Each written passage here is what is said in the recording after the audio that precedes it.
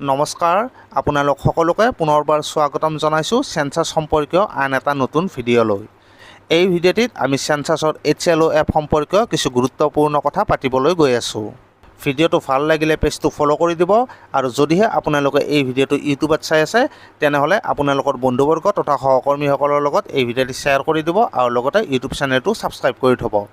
আপোনালোকে যেতিয়া গণনাকাৰী হিচাপে মানুহৰ ঘৰলৈ যাব তেতিয়া তেওঁলোকৰ ডাটাসমূহ HLO এপত এণ্ট্ৰি কৰাৰ পূৰ্বে যেতিয়া আপোনালোকে HLO এপটো খুলিব তেতিয়া নিশ্চয়কৈ আপোনালোকে জানে যে এপটোৰ প্ৰথম যিটো পেজ আছে তো তাত আপোনালোকৰ যিটো HLB ব্লক সেইটো শ্ব' কৰিব আৰু তলৰ পিনে যিটো অপশ্যন থাকিব হাউচ লিষ্ট অপাৰেশ্যনছ তো তাত ক্লিক কৰাৰ পিছত আপোনালোকে HLO এপত 6টাকৈ অপশ্যন পাব আৰু আমি নিশ্চয় প্ৰত্যেকেই এজন এনুমাৰেটৰ হিচাপে HLO এপত থকা এই 6টা অপশ্যনৰ বিষয়ে ভালদৰে জ্ঞাত হ'ব লাগিব। তাৰ পিছতহে আমি সেন্সাছ সম্পৰ্কীয় গুৰুত্বপূৰ্ণ কামসমূহ সুচাৰুৰূপে পালন কৰিব পাৰিম। তো আজিৰ এই ভিডিঅ'টিত মই আপোনালোকক এই 6টা অপশ্যনৰ বিষয়ে জনাবলৈ গৈ আছোঁ। ইয়াতে স্ক্ৰীনত মই আপোনালোকক HLO এপত থকা এই 6টা অপশ্যন দেখুৱাই দিছোঁ আৰু ইয়াতে থকা অপশ্যন কেইটা হৈছে new house list entry, updation data, edit already sync data, view summary, sync আৰু মাৰ্ক এজ কমপ্লিট। তো এই ভিডিঅ'টিত মই আপোনালোকক এই 6টা অপশ্যনৰ বিষয়ে ভালদৰে অৱগত কৰিবলৈ গৈ আছোঁ আৰু আশা কৰিছোঁ এই ভিডিঅ'টো চোৱাৰ পিছত আপোনালোকে নিশ্চয়কৈ এই 6টা অপশ্যনৰ বিষয়ে ভালদৰে বুজি পাব। তো HLO এপত প্ৰথমতে আপোনালোকে পাব নিউ হাউচ লিষ্ট এণ্ট্ৰি। ইয়াত ক্লিক কৰি আপোনালোকে নতুনকৈ ঘৰ অন্তৰ্ভুক্ত কৰিব পাৰিব, অৰ্থাৎ আপোনালোকে প্ৰত্যেক মানুহৰ ঘৰে ঘৰে গৈ যি ডাটা এণ্ট্ৰি কৰিব এই অপশ্যনটোত ক্লিক কৰিয়ে আপোনালোকে ডাটা এণ্ট্ৰি কৰিব লাগিব। এই অপশ্যনটো দিয়া হৈছে নতুনকৈ ঘৰ অন্তৰ্ভুক্ত কৰাৰ বাবে। তাৰ পিছৰ অপশ্যনটো হৈছে আপডেশ্যন ডাটা। আপুনি এণ্ট্ৰি কৰা ঘৰসমূহ কমপ্লিট, ইনকমপ্লিট নে লক হৈ আছে ইয়াতে চাব পাৰিব আৰু সিংক কৰাৰ আগতে কিবা ভুল থাকিলে এডিট কৰিব পাৰিব।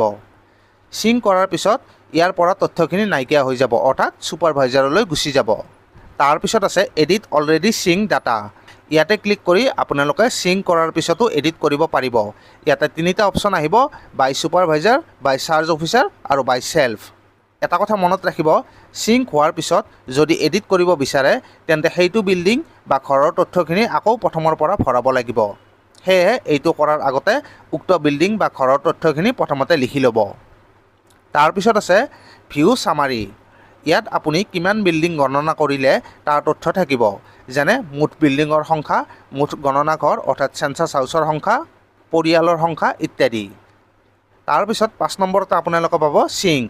যদি আপুনি শুদ্ধ তথ্য ভৰাইছে তেন্তে 5টা বা 10টা যিমান পাৰে এণ্ট্ৰি কৰাৰ পিছত ইয়াতে টিপি সিংক কৰিব লাগিব, তেতিয়াহে আপোনাৰ তথ্যখিনি ছুপাৰভাইজাৰজনে পাব।